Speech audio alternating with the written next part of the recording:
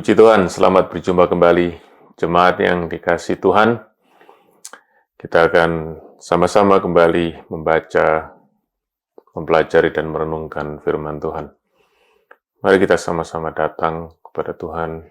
Kita minta Tuhan berkati pemberitaan firman Tuhan pada hari ini.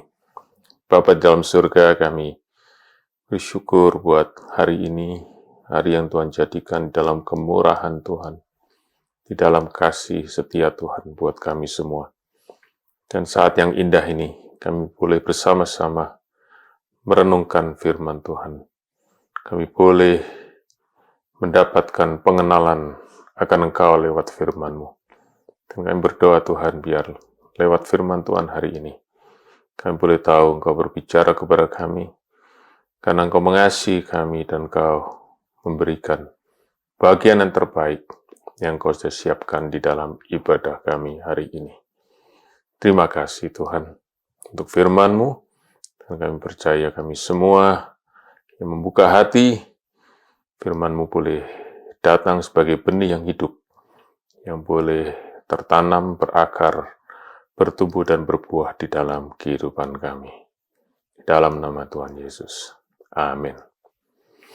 Saudara-saudara, saya ajak kita membaca dari Injil Matius, pasal yang ke-20, ayat yang pertama sampai dengan yang ke-16. Injil Matius, pasal yang ke-20, ayat pertama sampai dengan yang ke-16. Saya akan bacakan ayat-ayat firman Tuhan ini, saudara bisa ikuti di Alkitab saudara masing-masing. Adapun hal kerajaan surga sama seperti tuan rumah yang pagi-pagi benar keluar mencari pekerja-pekerja untuk kebun anggurnya. Setelah ia sepakat dengan pekerja-pekerja itu mengenai upah sedinar sehari, ia menyuruh mereka ke kebun anggurnya. Kira-kira pukul 9 pagi, ia keluar pula dan dilihatnya ada lagi orang-orang lain menganggur di pasar. Katanya kepada mereka, "Pergi jugalah kamu ke kebun anggurku, dan apa yang pantas akan kuberikan kepadamu." Dan mereka pun pergi. Kira-kira pukul 12 dan pukul 3 petang, ia keluar pula dan melakukan sama seperti tadi.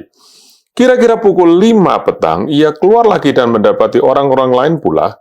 Lalu katanya kepada mereka, "Mengapa kamu menganggur saja di sini sepanjang hari?" Kata mereka kepadanya, "Karena tidak ada orang mengupah kami." Katanya kepada mereka, "Pergi jugalah kamu ke kebun anggurku." Ketika hari malam, Tuan itu berkata kepada mandurnya, "Panggillah pekerja-pekerja itu dan bayarkan upah mereka. Mulai dengan mereka yang masuk terakhir hingga mereka yang masuk terdahulu." Maka datanglah mereka yang mulai bekerja kira-kira pukul 5, dan mereka menerima masing-masing 1 dinar. Kemudian datanglah mereka yang masuk terdahulu. Sangkanya akan mendapat lebih banyak. Tetapi mereka pun menerima masing-masing 1 dinar juga. Ketika mereka menerimanya, mereka bersungut-sungut kepada tuan itu. Katanya, "Mereka yang masuk terakhir ini hanya bekerja 1 jam, dan engkau menyamakan mereka dengan kami yang sehari suntuk bekerja berat dan menanggung panas terik matahari." Tetapi tuan itu menjawab seorang dari mereka, "Saudara, aku tidak berlaku tidak adil terhadap engkau. Bukankah kita telah sepakat sedinar sehari? Ambillah bagianmu dan pergilah. Aku mau memberikan kepada orang yang masuk terakhir ini sama seperti kepadamu. Tidakkah aku bebas mempergunakan milikku menurut kehendak hatiku? Atau iri hatikah engkau karena aku murah hati?" Saudara, sampai di situ pembacaan firman Tuhan hari ini. Nah, saudara, dari kisah ini, kisah ini adalah perumpamaan yang diceritakan oleh Tuhan Yesus. Nah, perumpamaan itu adalah seperti, saudara, sebuah ilustrasi atau gambaran, oke? Suatu potret yang memberikan gambaran tentang sesuatu yang menjadi esensi dari apa yang Tuhan Yesus ingin sampaikan. Dan cerita tentang orang-orang yang bekerja di kebun anggur itu, Tuhan Yesus berkata di ayat pertama, "Adapun hal kerajaan surga sama seperti tuan rumah yang mencari pekerja untuk kebun anggurnya."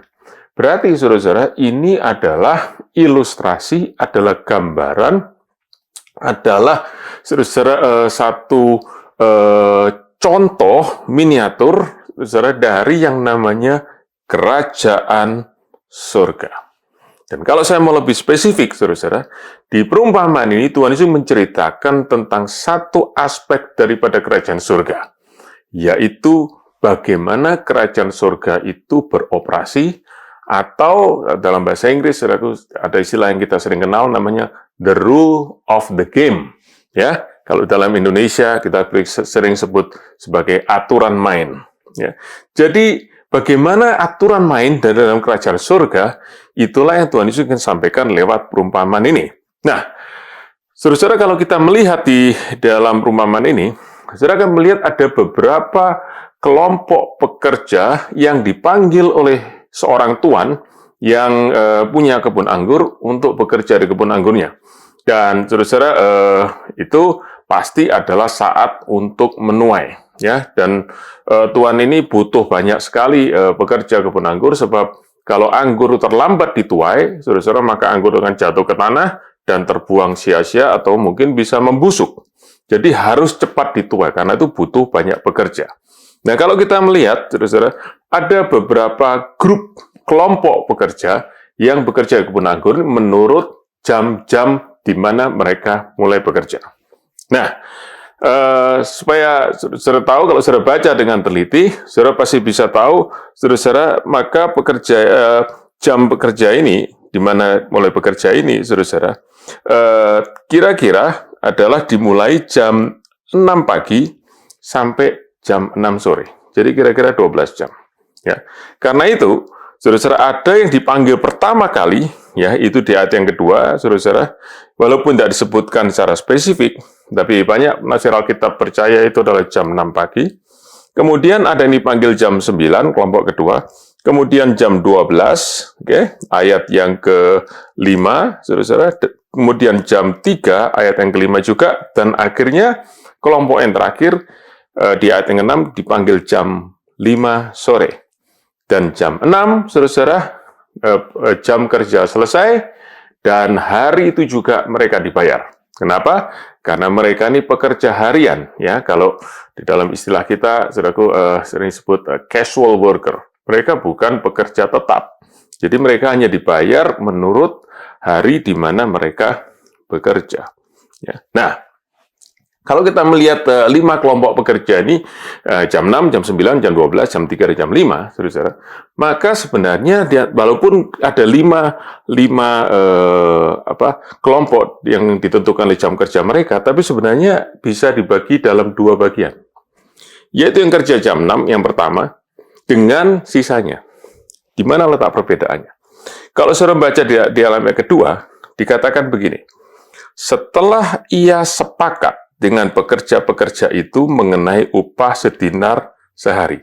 Nah, jadi, saudara, kelompok pekerja yang pertama yang jam 6 ini, mereka bekerja berdasarkan kontrak kerja. Ya, ada kontraknya, dan kontraknya adalah mereka kerja 12 jam dan upahnya adalah sedinar sehari. Oke? Nah, jadi itu, saudara, mereka tahu pasti mereka dapat 1 dinar nanti jam 6 sore. Mereka sudah tahu, itu tertulis dengan resmi di dalam kontrak mereka. Nah, tetapi yang bekerja jam 9, saudara, dan yang seterusnya, tidak disebutkan mereka itu punya kesepakatan atau punya kontrak kerja dengan tuannya.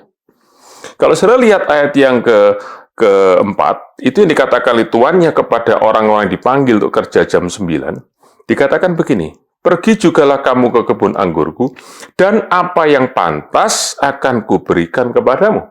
Jadi tuannya berkata, nanti akan berikan kepadamu yang pantas engkau terima. Nah, saudara, kalau kita memakai pikiran yang proporsional, maka kalau yang bekerja mulai jam 6 sampai jam 6 pagi sampai jam 6 sore 12 jam menerima 1 dinar, maka yang mulai jam 9, saudara, berarti mereka cuma kerja 9 jam, bukan 12 jam. Berarti mereka terima 9/12 atau 3/4. Jadi kira-kira mereka menerima 0,75 dinar atau 3/4 dinar. Oke.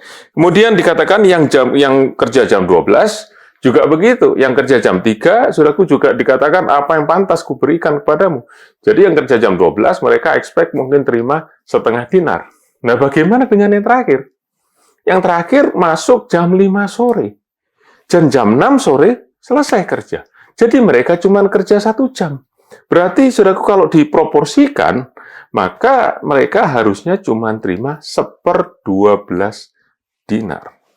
Nah, kalau kita sudah mengerti ini, saudara-saudara, maka kita bisa melihat lebih jelas lagi, saudaraku, makna dari perumpamaan ini. Karena dikatakan mulai ayat yang ke-8, saudara-saudara, Tuhan Yesus berkata bahwa Tuhannya ini menyuruh bendaharanya untuk membayar semua orang-orang yang bekerja ini, semuanya, dari yang kerja jam 6 pagi sampai jam 5 sore. Tetapi, dia disuruh membayar yang bekerja jam 5 sore lebih dulu. Nah, ingat, saudara-saudara, yang kerja cuma 1 jam, dan dia tidak punya kontrak. Ya, dia tidak punya kontrak, dia tidak tahu dia bakal dapat berapa. Tapi, secara logika, dia akan punya ekspektasi. Saya akan terima 1/12 dinar. Saya nggak tahu, saudaraku, itu bagaimana ya, 1/12 dinar itu. Tapi kurang lebih dia terima seperti itu. Dan saudara-saudara, waktu dia menghadap ke bendahara itu, dia dapat uangnya. Ya, saya yakin, saudaraku, dia kaget. Dia akan terkejut, karena ternyata dia terima 1 dinar. Shocking. Dia lihat itu, mungkin dia rasa tidak percaya. Saya cuma kerja 1 jam. Kok saya bisa dapat 1 dinar? Tapi ya syukur. Ya, mungkin dia berkata kepada bendahara itu, makasih Pak. Kemudian dia pergi. Nah, saudara, yang di baris paling belakang, ya, karena tuannya berkata bayar mulai yang masuk terakhir, jadi yang jam 5, kemudian jam 3, kemudian jam 12, jam 9, yang terakhir jam 6. Nah, yang jam 6 ini dikatakan oleh Tuhan Yesus melihat bahwa yang kerja jam 5 itu dapat 1 dinar. Lalu mereka mulai berpikir, mereka kerja 1 jam dapat 1 dinar. Aku kerja 12 jam. Aku bisa dapat 12 dinar. Dan saudara-saudara, waktu orang-orang kerja jam 6 nih masuk, datang ke depan bendahara itu. Mereka terima gaji mereka buka, saudaraku, mereka lihat apa yang mereka terima. Mereka jadi kecewa dan mereka juga jadi shock. Kenapa? Karena mereka cuma terima 1 dinar. Jadi, saudara-saudara, yang kerja jam 5 dan yang kerja jam 6, ya, jam 5 sore dan yang kerja mulai jam 6 pagi, sama-sama shock. Tapi shocknya sangat berbeda. Yang satu shocknya sukacita, rasa tidak percaya, saudaraku, saya cuma kerja 1 jam, kok bisa terima 1 dinar? Yang satu lagi, yang kerja jam 6 pagi, juga shock, berkata, loh, saya kok cuma terima 1 dinar? Sedangkan temanku yang kerja 1 jam, juga terima 1 dinar. Dan disitulah, saudaraku, dikatakan ayat 10 dan ayat yang ke, ayat yang ke, 11, saudara, yang kerja jam 6 pagi ini mulai bersungut-sungut. Mereka mulai protes kepada tuannya. Yang berkata begini, Tuan, orang-orang lain itu cuman kerja 1 jam, kamu kasih 1 dinar.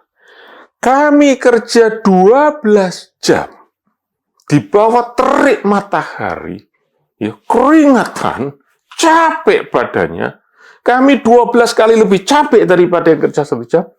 Tapi kenapa kamu kok kasih kami cuma 1 dinar? Kamu tidak adil. Dan saudara-saudara, waktu mereka berkata, saudara-saudara, kami kok cuma terima 1 dinar, mereka menuduh tuannya itu tidak adil. Saudara-saudara, disitulah tuannya berkata kepada mereka di ayat 13. Saudara-saudara, dengar baik-baik. Dengar baik-baik. Kamu berkata, aku kasih kamu 1 dinar, dan kamu berkata, aku tidak adil. Coba baca sekali lagi kontrak kita tadi pagi. Kamu kerja mulai jam 6 pagi sampai jam 6 sore. Kontrak kita berapa? 1 dinar. Aku kasih kamu berapa? 1 dinar. Mana bisa kamu bilang aku tidak adil? Aku ini adil. Aku kasih sama kamu. Yang kerja 12 jam sesuai dengan kontrak 1 dinar. Mungkin, saudaraku ya. Mungkin, tidak ceritakan seperti itu, tapi saya bayangkan, saudaraku, kalau cerita ini didramatisir, yang kerja 12 jam itu, saudaraku, masih protes. Lah, tapi, oke, kami memang kontrak kami 1 dinar. Oke. Tapi, yang kerja 1 jam, kenapa kok diberi juga 1 dinar? Nah, disitulah tuannya berkata, itu kan uangku. Aku mau kasih mereka 1 dinar. Aku kasih mereka 1/2 dinar. Aku mau kasih mereka 20 dinar. Itu urusanku. Itu uangku. Itu adalah hakku. Yang penting, aku sudah melakukan yang adil terhadap kamu dan kamu tidak bisa berkata, aku tidak adil. Kalau aku mau bermurah hati kepada orang lain, kamu jangan bilang aku tidak adil terhadap kamu. Dan saudara, itu yang Tuhan Yesus ingin ceritakan kepada orang-orang yang mendengar. Yaitu begini. Jadi saudara, kalau kita melihat saudara, bagaimana Tuhan itu memberikan kepada yang kerja cuma 1 jam itu 1 dinar. Saudara, itu benar-benar sesuatu yang tidak layak diterima di dalam ukuran yang ada pada waktu itu. Ukuran manusia pada saat itu, saudaraku, orang kerja 1 jam tidak pantas terima 1 dinar. Jadi mereka bukan menerima apa yang mereka pantas mereka terima, tapi mereka menerima namanya kebaikan hati daripada tuannya, atau yang sering kita sebut namanya grace.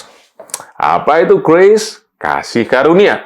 Apa itu kasih karunia? Kasih karunia adalah pemberian yang indah, pemberian berharga, yang diterima oleh seorang yang tidak berhak untuk menerima.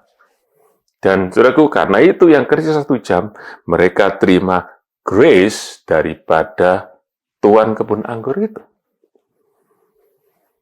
Dan kalau kita sudah mengerti ini, saudaraku, maka sekarang kita bisa tahu bahwa grace itu akan membawa shock, membawa, saudaraku, kekagetan. Ya, sesuatu yang membuat orang itu tidak bisa mengerti. Dan yang kerja 1 jam, yang kerja 12 jam, sama-sama shock. Waktu mereka melihat grace. Yang terima grace berkata, kok bisa aku terima? Aku tidak pantas terima ini. Benar-benar aku tidak pantas. Ini benar-benar lebih daripada apa yang aku berhak. Aku tidak berhak terima. Shock. Shock sukacita waktu terima grace. Tapi yang kerja 12 jam juga shock. Shocknya apa, saudara, waktu melihat itu? Mereka berkata, ini benar-benar tidak adil. Dan saudara, karena itu grace, saudara, bisa jadi sesuatu yang mendatangkan sukacita, tapi juga bisa mendatangkan kepahitan, kejengkelan. Pertanyaannya sekarang, saudara dan saya, kita termasuk kelompok yang mana? Kita termasuk kelompok yang melihat grace itu kita bersuka cita. Oh Tuhan, terima kasih.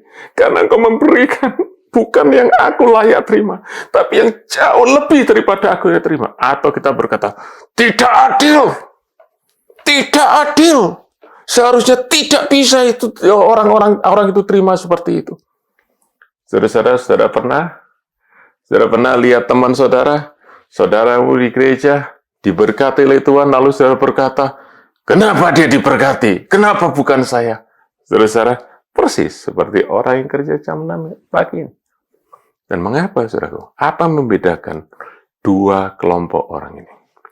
Yang membedakan adalah, saya katakan tadi, yang pertama, mereka berhubungan dengan tuannya ini dengan kontrak, dengan transaksi. Hubungannya adalah transaksional. Saya kasih kamu ini, kamu kasih saya ini. Oke? Sedangkan yang kerja jam 5 sore, mereka, saudara-saudara, bekerja di kebun anggur itu, sudah syukur-syukur mereka masih bisa kerja walaupun cuma 1 jam. Dan mereka tidak pernah tanya sama tuannya, Tuan, saya dapat berapa. Yang kerja jam 6 tadi, waktu dipanggil kerja, tanya dulu, saya dapat berapa, buat kontraknya dulu. Ya, saya kasih begini, nanti saya terima apa? Saudara-saudara, yang kerja jam 5, enggak, kamu kerja ya? Ya Tuhan, ya Tuhan. Temannya tanya, kamu kerja? Iya. Digaji berapa? Enggak tahu. Loh, kok enggak tahu? Enggak tahu. Kenapa ya? Ya pokoknya saya percaya nanti Tuhan itu akan kasih saya. Saya cuma percaya saja. Nah, saudaraku, saya cuma percaya saja sama dia. Saya nggak ada kontrak. Saudara, bagaimana hubungan saudara dengan Tuhan? Bagaimana, saudaraku, saudaraku berelasi dengan Tuhan? Apakah saudara berelasi dengan kontrak? Tuhan, saya kasih ini, oke? Nanti saya harus dapat itu. Saya kasih sekian, nanti saya harus dapat sekian. Atau saudara berkata, Tuhan, saya hanya ingin berikan apa yang saya bisa kasih. Dan saya cuma ingin kasih sama Tuhan. Saya cuma kasih karena saya percaya Tuhan itu Tuhan yang baik. Dan saudara, disitulah Tuhan ingin mengajar kepada kita bahwa rule of the game, aturan main daripada kerajaan Allah, itu adalah aturan main kasih karunia. Grace. Bukan kontrak. Bukan berdasarkan siapa yang lebih hebat, siapa yang lebih banyak kerja. Tetapi semuanya datang dari kasih karunia, dari kebaikan daripada Allah Bapa kita. Dan itu sebabnya, saudara, Tuhan Yesus di dalam perumpamaan ini, dia mengibaratkan dirinya seperti tuan kebun anggur ini. Dan di ayat yang ke-15, dia berkata kepada orang-orang yang kerja 12 jam yang protes tadi, yang mengatakan dia nggak adil. Dia berkata begini, tidakkah aku bebas mempergunakan milikku menurut kehendak hatiku? Artinya begini, kalau aku mau baik kepada orang lain, aku mau kasih grace kepada orang lain, kamu tidak boleh menghentikan aku. Kamu tidak boleh ngatur-ngatur grace yang aku berikan kepada orang lain. Sebab itu datang daripada kemurahanku. Lalu kalimat terakhir, ayat 15, lihat di Alkitab saudara, dikatakan begini, atau iri hatikah engkau karena aku murah hati? Saudara, di dalam, kalau saudara punya Alkitab bahasa Inggris, ya, bahasa Inggrisnya itu pakai kata begini, bukan are you envious? Ada terjemahan yang modern, are you envious? Tapi kalau saya ambil dalam King James Version, dikatakan gini, is your eye evil because I'm good? Apakah matamu ini jadi jahat ketika aku ini berbuat baik? Kalau diterjemahkan secara literal begitu, saudara. Tapi tentu itu tidak bisa kita mengerti, saudaraku, dengan grammar yang seperti itu. Karena itu pengertiannya, saudaraku, is your eye evil because I am good? Artinya sebenarnya begini. Apakah di matamu kebaikanku ini jadi seperti kejahatan? Dan itu, saudaraku, kebenaran yang Tuhan ingin sampaikan kepada kita. Bahwa kalau kita tidak mengerti kasih karunia, kalau kita tidak sungguh-sungguh bisa melihat keindahan kasih karunia, maka kasih karunia itu justru bisa kelihatan sebagai sesuatu yang jahat di mata kita. Mata orang-orang yang mengandalkan kekuatannya, orang yang percaya bahwa aku sudah berbuat banyak untuk Tuhan, aku sudah memberi banyak untuk Tuhan, aku sudah melayani banyak untuk Tuhan, tetapi mereka lakukan semua itu dengan kontrak di dalam pikiran mereka, dengan berkata, aku kasih ini nanti aku terima dari Tuhan ini. Mereka akan kecewa kepada Tuhan. Mereka akan berkata, Tuhan, Engkau tidak adil. Dan saya tidak ingin, saudaraku, satu pun di antara kita. Pada akhirnya, waktu kita sungguh-sungguh melihat grace, kita shock kepahitan. Kita terkejut di dalam kepahitan. Bitter shock. saya ingin kita semua mengalami namanya joyful shock. Keterkejutan yang membawa sukacita. Dan kalau saudara melihat di dalam Alkitab, maka berkali-kali dalam Alkitab, semasa perjalanan dan pelayanan Tuhan Yesus di dunia ini, kita selalu mendapati orang-orang yang tidak suka melihat grace, yang tidak suka melihat kasih karunia. Siapa mereka khususnya? Ahli-ahli Taurat dan orang-orang Farisi. Waktu mereka melihat Yesus, saudaraku, datang dan menerima orang berdosa, mereka, saudaraku, marah. Mereka berkata, kenapa dia kumpul dengan orang berdosa? Ya, dan itu sebabnya kalau saudara ingat di Lukas pasal 15, Tuhan Yesus memberikan 3 perumpamaan. Domba yang hilang, dirham yang hilang, dan yang terakhir, anak yang hilang. Nah, di kisah anak yang hilang ini, saudara tentu tahu, diceritakan, saudaraku, ada seorang bapak punya 2 anak sulung, anak bungsu. Anak bungsunya ini begitu kurang ajar, ya, minta warisan dari bapaknya, padahal bapaknya masih hidup, ya.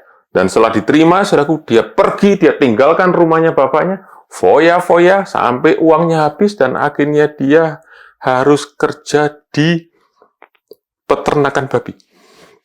Masuk ke kandang babi. Dan saudara-saudara ingat, waktu Tuhan Yesus bicara ini kepada orang-orang Yahudi, waktu dengar saudaraku anak ini kerja di kandang babi, mereka berkata, aduh, babi itu kan binatang haram. Ya, bagaimana ya orang yang sampai bisa kerja di situ? Mungkin mereka berkata, saya lebih baik tidak kerja, saya lebih baik mati kelaparan daripada saya harus kerja di peternakan babi. Bahkan bukan hanya itu, dikatakan sampai dia itu mau makan sisa makanannya babi. Itu pun tidak dikasih. Berarti dia itu lebih rendah daripada babi. Dan Tuhan Yesus menunjukkan kepada kita semua. Kalau kita pikir kita bisa hidup dengan jalan hidup kita sendiri, kita mau lari dari Bapa, kita mau atur hidup kita sendiri, kita tidak akan pernah naik. Kita justru akan turun ke tempat yang paling rendah. Tetapi di situ, saudara-saudara, di situ apa yang terjadi? Anak bungsu ini, ya, akhirnya dikatakan dia menyadari keadaannya dan dia pulang kembali kepada bapaknya. Dan bapaknya menyambut dia, merangkul, mencium dia, dikasih jubah baru, dikasih cincin yang baru, dikasih sepatu yang baru, tentu suruh mandi dulu, saudaraku ya. Dan setelah itu apa? Dibuat pesta besar dan dibasih menu istimewa.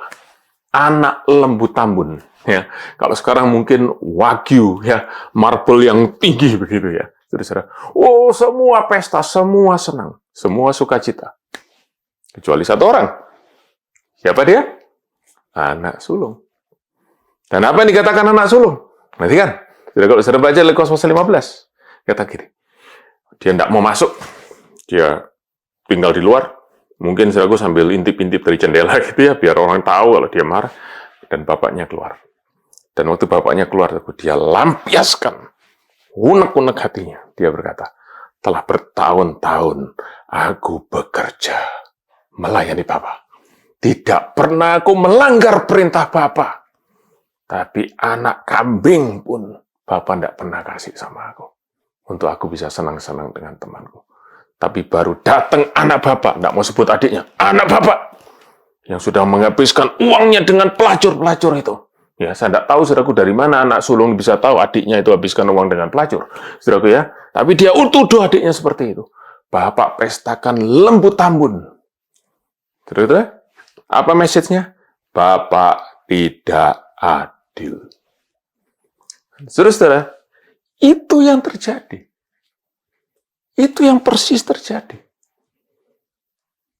Di mata anak sulung ini, yang bekerja melayani bapaknya untuk dapat anak kambing, ada kontrak di dalam pikirannya. Waktu melihat anak bungsu, adiknya, yang nggak punya apa-apa, yang nggak kerja apa-apa, tapi terima kasih karunia, ya, terima pemulihan, terima pengampunan, bahkan dipestakan oleh bapaknya. Itu di matanya jahat. Nah, saudara, grace is shocking. Karena itu saya berdoa, saudara, supaya ada satu di antara kita yang seperti pekerja-pekerja jam 6 pagi, juga seperti anak sulung, yang merasa, saudara, bahwa kita dengan Tuhan, hubungan kita dengan Tuhan itu sesuatu yang bisa dikontrakkan. Wow, Tuhan hanya berkata, kalau engkau punya pikiran seperti itu, engkau akan kecewa. Nah, saudara, kenapa Tuhan Yesus cerita perumpamaan ini di Matius pasal 20, perumpamaan tentang kebun anggur? Karena dia baru dapat pertanyaan dari Petrus. Di Matius pasal 19, ya, saudaraku, kalau saudara baca mulai ayat 27 sampai 30, Petrus tanya kepada Tuhan Yesus, Tuhan, kami sudah tinggalkan semuanya untuk ikut engkau. Apa yang kami dapat? Kenapa Petrus tanya seperti itu? Karena sebelumnya Tuhan Yesus baru ketemu dengan seorang muda yang kaya. Yang Tuhan Yesus berkata kepada dia, kalau engkau mau dapat di dunia kekal, engkau mau dapat harta di surga, oke? Jualah hartamu, kasih sama orang miskin, dan ikut aku. Dan orang muda kaya itu pergi, tidak mau keluar sedikit pun daripada uangnya. Tidak mau berpisah dengan uangnya, tidak mau tinggalkan uangnya. Nah, lalu Petrus lihat itu. Dia ngomong sama Tuhan Yesus. Tuhan Yesus, orang muda yang kaya lihat ya, disuruh lepaskan hartanya, nggak mau. Kami tinggalkan semuanya. Kami tinggalkan semuanya tuh engkau. Kami dapat apa? Nah, saudaraku, tidak sadar dalam pikiran Petrus, dia mulai masuk dalam namanya transactional relationships. Relasi yang bertransaksi dengan Tuhan. Aku sudah tinggalkan semuanya. Aku dapat apa? Dan itulah sebabnya Tuhan Yesus berkata, Petrus, dengar cerita ini. Aku tidak mau engkau kecewa di akhir nanti. Karena engkau tidak bisa melihat grace, kemurahan dari Bapa yang begitu besar. You will get shocked, but bitterly shocked. Engkau akan terkejut, tapi engkau terkejut dalam kepahitan. Kalau terus engkau tanamkan dalam pikiranmu hubungan yang kontraktual dengan Bapa di surga, sebab bukan itu pola daripada kerajaan Allah. Nah, saudara, saya ingin kita lihat sedikit kembali, ya. Kita bayangkan apa terjadi dengan orang yang kerja jam 5 sore. Mereka kerja 1 jam. Kenapa mereka kerja jam? Karena dari jam 6 pagi sampai jam 5 sore, nggak ada yang hire mereka, nggak ada yang kasih kerjaan sama mereka. Jadi apa, saudaraku? Ini orang-orang, ya, yang boleh kita sebut, saudaraku, tidak laku di masyarakat. Oke? Mungkin dianggap, saudaraku, wah ini orang bisa kerja apa? Ini tidak punya kemampuan, oke? Tidak punya skill, oke? Tidak berguna, ini useless. Tetapi, saudaraku, oleh tuannya, yang dianggap tidak berguna, yang, saudaraku, dianggap tidak punya apa-apa, yang dianggap lemah, tetap disuruh kerja. Dan hari itu, jam 6 dia pulang. Dia bawa 1 dinar. Saya tidak tahu bagaimana rasanya, tapi kalau saya bayangkan, saudaraku, saya yang jadi dia, mungkin air mata akan meleleh. Dan berkali-kali dia berkata, Tuhan, terima kasih Tuhan. Saya tidak layak dapat 1 dinar. Terima kasih. Dia pulang, dia mungkin mampir di toko sebentar, ya, toko grocery, beli makanan, lalu pulang ke rumah. Sampai rumah, anaknya menyambut, istrinya menyambut. Hore, Papa pulang. lalu, ayo kita makan. Duduk sama-sama, saudaraku, makanan dikeluarkan. Dan sebelum santap malam, ya, si Papa ini akan cerita dulu pada anak-anaknya. Anak-anak, istriku yang tercinta, aku mau cerita hari ini. Aku berdiri di tempat di mana biasanya orang cari pekerja. Dari jam 6 pagi sampai jam 5 sore. Satu persatu temanku sudah dapat pekerjaan. Aku nggak dapat kerjaan. Aku sudah pikir hari ini aku pulang. Aku nggak bawa uang. Aku nggak tahu hari ini malam ini kita bakal makan apa. Tapi jam 5 sore itu, ada 1 tuan datang sama aku. Suruh aku kerja. Aku nggak pikir panjang. Aku bilang, Tuhan ini sudah begitu baik kasih aku kerjaan. Dan aku cuma kerja 1 jam. Aku pikir paling tidak aku dapat 1/12 dinar. Aku bisa beli sedikit makanan buat kalian semua. Tapi aku ternyata terima 1 dinar. Hari ini, malam ini kita makan. Bukan karena aku hebat. Bukan karena aku ini kuat. Tapi karena ada Tuhan yang baik. Yang berkemurahan kepada kita. Saudara-saudara, itulah orang yang menerima kasih karunia. Dan saya berdoa, saudara-saudara, hari demi hari, kita akan terus hidup di dalam sukacita kasih karunia. Saudara-saudara, izinkan saya sampai bagian yang terakhir. Tuhan Yesus cerita ini di Matius pasal 20. Dia sedang berjalan menuju Yerusalem. Dan saudaraku, apa yang terjadi di Yerusalem nanti? Dia akan naik ke atas bukit Golgota, tersalib untuk saudara dan saya. Dan apa yang terjadi pada saat penyaliban daripada Tuhan Yesus? Saudara-saudara, ada 1 orang yang tersalib di sebelah Tuhan Yesus, yang sudah menjelang akhir hidupnya. Sudah jam 5 sore. Tapi dia menoleh kepada Tuhan Yesus. Dan dia berkata, Tuhan, ingat aku kalau engkau nanti datang sebagai Raja. Dan Tuhan Yesus berkata kepada dia, hari ini engkau bersama-sama dengan aku di Firdaus. Adakah di antara saudara yang akan protes kepada Tuhan Yesus? Tuhan, kenapa penjahat ini diselamatkan? Dia belum pernah ke gereja. Dia belum dibaptis. Dia belum ikut Bible study dan lain-lain. Seumur hidupnya dia berbuat jahat, tapi menjelang akhir hidupnya dia percaya. Kenapa dia diselamatkan? Saudaraku, kalau kita mau jujur, mungkin kita akan protes seperti itu. Karena, saudaraku, kasih karunia itu sulit untuk kita terima. Tetapi justru di salib itu, di atas kayu salib itu, Tuhan menunjukkan makna daripada perumpamaan ini. Yaitu apa? Kerajaan surga itu bukan bergantung dari usaha kita, bukan bergantung dari pekerjaan kita, tapi bergantung dari kasih karunia Allah sendiri. Haleluya. Saudara-saudara, perhatikan sekali lagi, bahwa kepercayaan kita kepada pekerjaan usaha kita, dan pikiran kita, bahwa Tuhan itu dengan kita itu hubungannya adalah kontrak, itu adalah bukan rule of the game daripada kerajaan Allah. Tetapi kalau kita mau menikmati sukacita dalam kerajaan Allah, maka satu yang kita perlu lakukan, jangan kita mempercayakan diri kita, jangan kita mempercayai usaha dan pekerjaan kita, tapi percayalah kebaikan dan kemurahan Tuhan. Sama seperti pekerja tidak pakai kontrak. Mereka semua terima lebih daripada yang mereka layak terima. Sebab yang mereka terima bukan yang mereka berhak terima, yang mereka terima adalah kasih karunia daripada Tuhan itu.